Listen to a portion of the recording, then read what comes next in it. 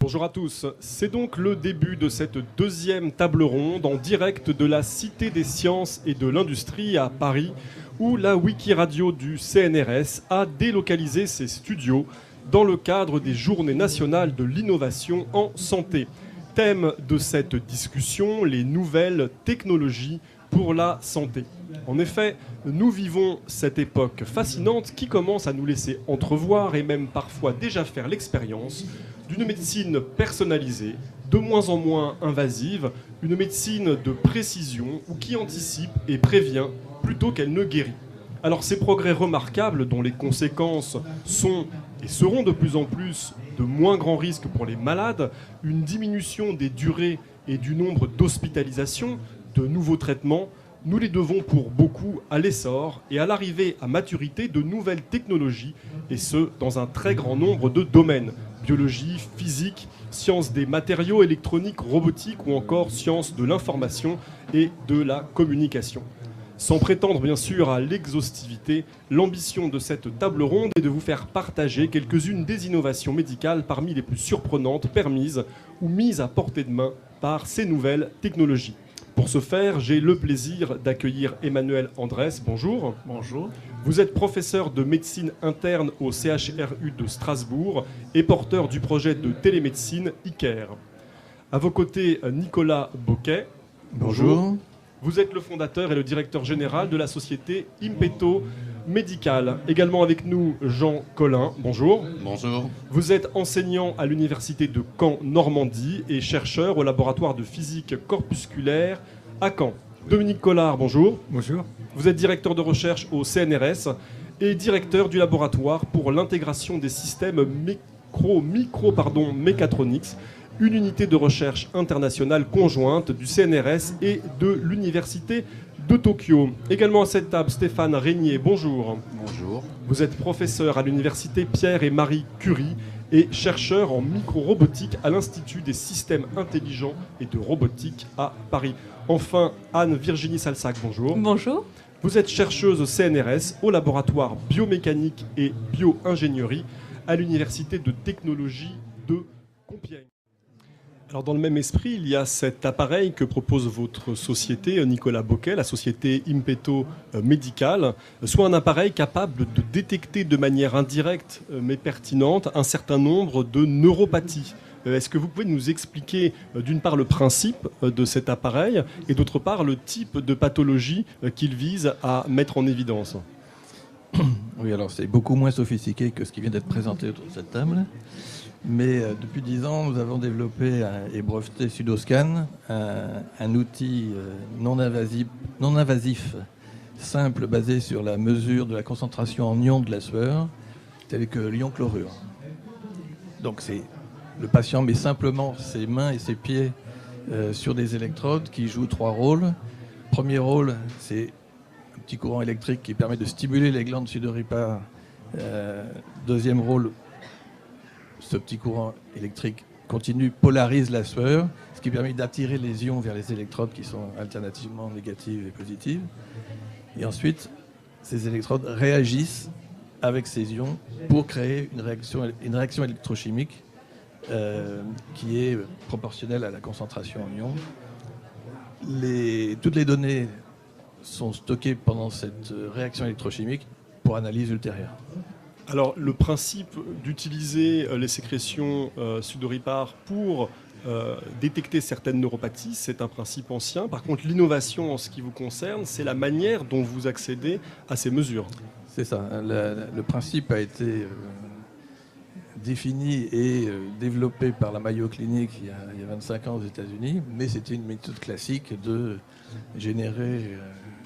provoquer la génération de la sueur, collecter un échantillon de sueur et l'analyser dans un laboratoire chimique, donc dans un environnement contrôlé, en hygrométrie, en température.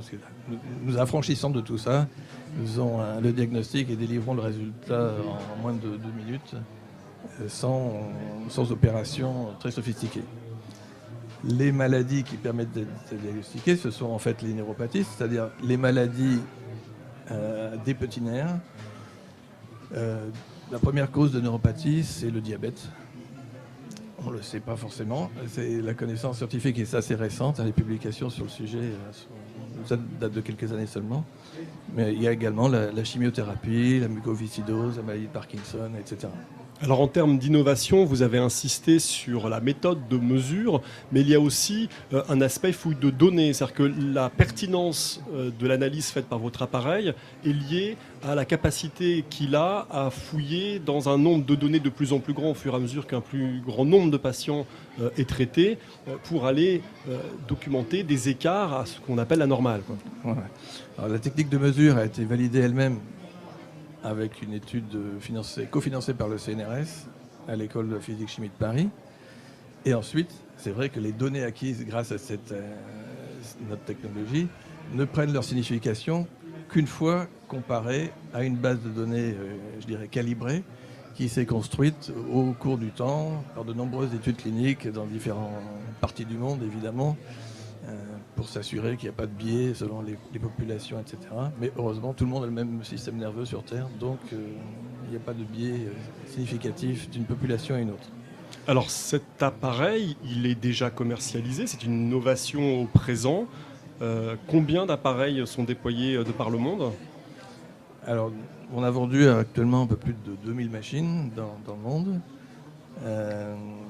Ça s'adresse en priorité évidemment aux diabétiques, c'est notre premier créneau visé, puisque ça permet de suivre finement et à l'échelle individuelle, on parle de médecine individualisée de nos jours, donc ça permet de suivre le traitement, l'efficacité du traitement du diabétique et de diagnostiquer de façon précoce l'évolution négative en général, donc l'apparition des complications. Sachant que les neuropathies sont asymptomatiques dans plus de 50% des cas, en général, elles sont détectées trop tard. L'utilisation de Sudoscan pourrait éviter, par exemple, une partie des 10 000 amputations qui ont lieu chaque année en France uniquement. Vous imaginez le coût social qui serait facilement évitable en détectant de façon précoce ces évolutions négatives. L'appareil fonctionne en routine puisqu'on peut le trouver dans le commerce. Est-ce que pour autant il y a une activité de recherche et développement dans votre société ? Alors c'est ça, on parlait de fouille de données tout à l'heure. La beauté de cette méthode de fouille de données, c'est d'être extensible. Donc, plus la base de données s'enrichit de nouvelles données, plus Impeto peut affiner ses algorithmes de détection et de diagnostic et nous permettre d'ajouter de nouvelles pathologies à notre arc, je dirais. Le test Sudoscan est évidemment idéal pour les politiques de prévention, pour assurer un dépistage précoce de ces prédiabètes. La population de prédiabétiques aujourd'hui est inconnue. Elle est estimée simplement puisqu'il n'y a pas de méthode de diagnostic précoce suffisamment facile à déployer. Donc en Chine, par exemple, c'est notre première application. C'est la prévention du diabète et du prédiabète, détection du prédiabète, puisque la progression dans les pays en voie de développement, la progression de cette maladie du XXe siècle, du XXIe siècle maintenant, croît beaucoup plus vite que dans nos pays industrialisés où la situation est un peu plus stabilisée.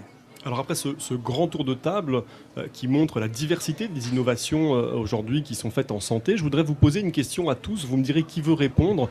On a un peu l'impression comme ça avec les mains que le développement de la médecine depuis toujours est porté par le développement des techniques, des technologies. Est-ce que pour autant, selon vous, on vit aujourd'hui une époque particulière vis-à-vis des capacités d'innovation en santé ? Qui veut répondre à cette question ? Nicolas Boquet, peut-être 2-3 mots sur cette question, vous qui avez justement porté l'innovation jusqu'à sa commercialisation. Oui, justement, je vais rebondir sur ce que vous venez de dire. De manière générale, les outils technologiques et l'évolution rapide de la connaissance et du travail en groupe permet à un créateur de développer plus facilement une innovation, mais le parcours du combattant pour en faire un produit commercialisé sur le marché ne fait que commencer. l'innovation en santé peut prendre des chemins tout à fait originaux. Ça sera le mot de la fin. Merci à vous tous, Emmanuel Andrès, Nicolas Boquet, Jean Collin, Dominique Collard, Stéphane Régnier, Anne-Virginie Salsac et Cécile Reboul. Merci de nous avoir accompagnés à cette table ronde sur les nouvelles technologies pour la santé. Je vous rappelle que l'intégralité de cette discussion est désormais podcastable sur le site internet wikiradio.cnrs.fr.